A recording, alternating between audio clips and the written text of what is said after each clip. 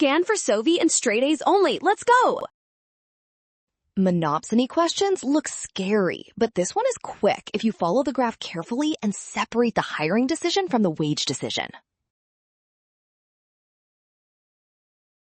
A monopsonist maximizes profit by hiring where marginal resource cost equals marginal revenue product, not where the wage curve meets demand, because adding workers raises the cost of all labor.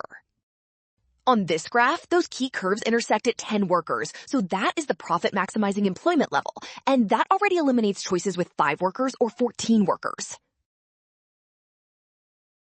Then use the labor supply curve at 10 workers to find the wage, which is $20, so the correct choice is option B.